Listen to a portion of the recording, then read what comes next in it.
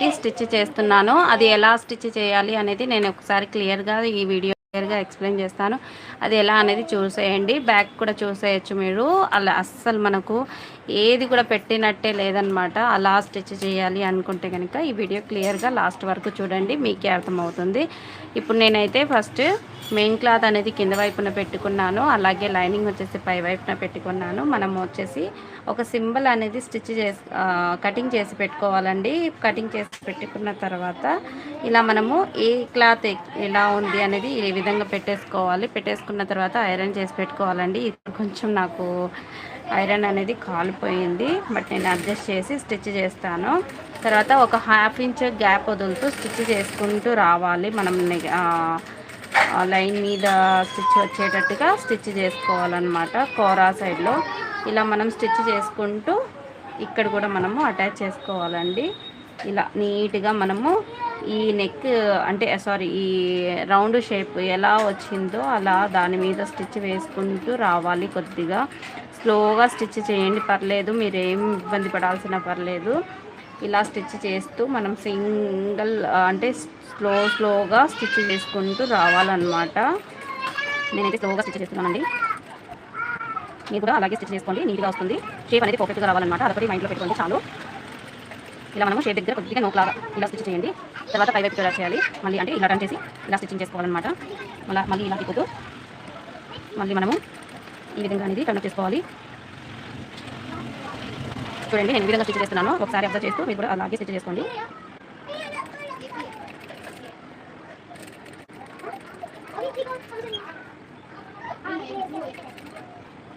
ఇలా హాఫ్ ఇంచ్లోకి కలిపేసుకొని స్టిచ్ చేసేసుకోవాలి. తర్వాత ఇది వచ్చేసి మనం కొద్దిగా క్రాస్గా ఈ విధంగా పెట్టేసుకోవాలి.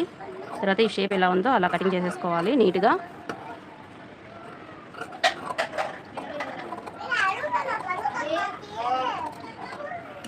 చూసారా, ఈ సింబల్ అయితే చాలా నీట్గా వచ్చేసింది అనమాట.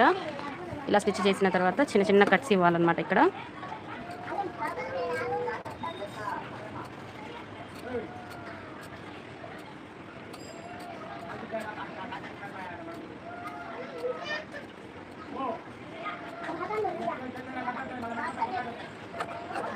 చిన్న కట్టించి వచ్చిన తర్వాత టర్న్ చేసుకోవాలండి. ప్లీజ్ లైక్స్ ఇవ్వండి. కొత్తగా మన ఛానల్ చూస్తుంటే సబ్స్క్రైబ్ చేసేసుకోండి. అలాగే బెల్ నోటిఫికేషన్ అనేది ఆన్లో పెట్టుకోండి. ఇలా టర్న్ చేసుకోవాలి. ఇది మనకి రాదనమాట నోక దగ్గర. ఒకసారి లాగిపెట్టి మనము ఇలా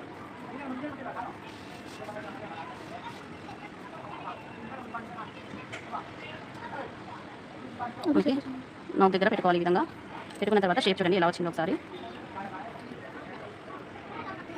ఇక్కడ కూడా మనము షేప్ని ఈ విధంగా బయటికి రప్పించాలి.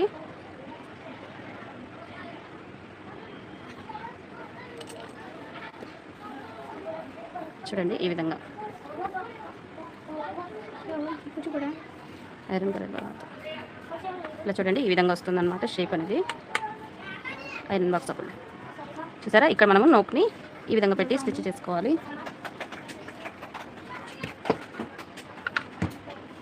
నేను బ్యాక్ తిప్పి ఐరన్ చేస్తాను, నీట్గా వస్తుంది. అంటే షేప్ ఎక్కడ ఉంది అనేది మనకు కరెక్ట్ క్లియర్గా కనిపిస్తుంది. మెయిన్ క్లాత్ మీద కంటే మనం లైనింగ్ వైపున తిప్పి కటింగ్ చేసుకుంటే అదే ఐరన్ చేసుకుంటే బాగుంటుంది అనమాట.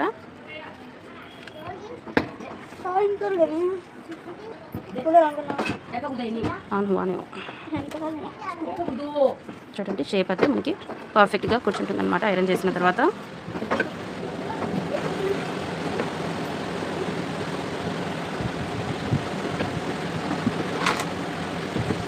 ఓకే కదా, ఇప్పుడు మనము ఈ షేప్ని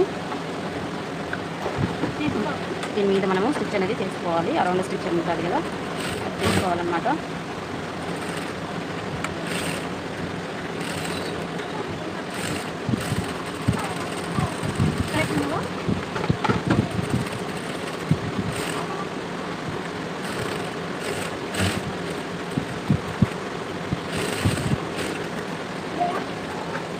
ఈ విధంగా మనం ఎక్స్ట్రా ఖర్చులు ఉండేది మొత్తం కటింగ్ చేసేసుకోవాలి నీట్గా.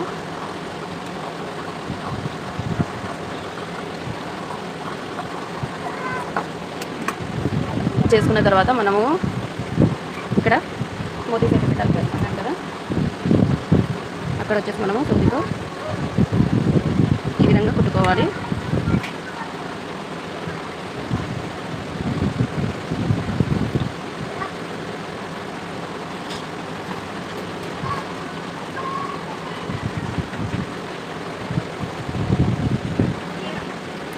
ఒక 3 మోతీస్ అయితే యాడ్ చేసుకున్నా. దీంట్లో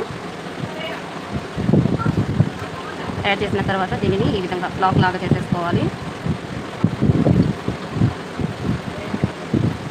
ఇప్పుడు చూడండి డిజైన్ అయితే మనకి ఎంత పర్ఫెక్ట్గా వచ్చేసిందో. ఇప్పుడు దీన్ని లాక్ చేసేసుకోవాలి. లేదు మనకు లూజ్ వద్దు ఇంకొకసారి స్టిచ్ చేసుకోవాలి అనుకుంటే దీంట్లోనే మనము చేసేసుకోవాలి. నేనైతే స్టిచ్ చేయట్లేదు, జస్ట్ ఇక్కడికి లాక్ చేసేస్తున్నా.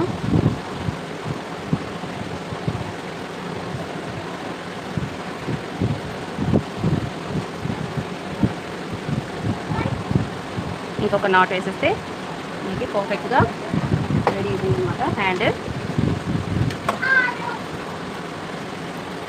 చూసారు కదా ఎంత బ్యూటిఫుల్గా ఉందో. ఈ హ్యాండ్ డిజైన్ మీకు ఎలా అనిపించిందో ఒకసారి కామెంట్ అయితే చేసేయండి. అలాగే ఈ వీడియో నచ్చితే లైక్ చేయండి, షేర్ చేయండి. తప్పకుండా మన ఛానల్కి ఫాలో చేసుకోండి. ఇలాంటి వీడియోస్ కోసం మన ఛానల్ని ఫాలో చేసి బెల్ నోటిఫికేషన్ని ఆన్లో పెట్టుకోండి. Thank you for watching. Bye.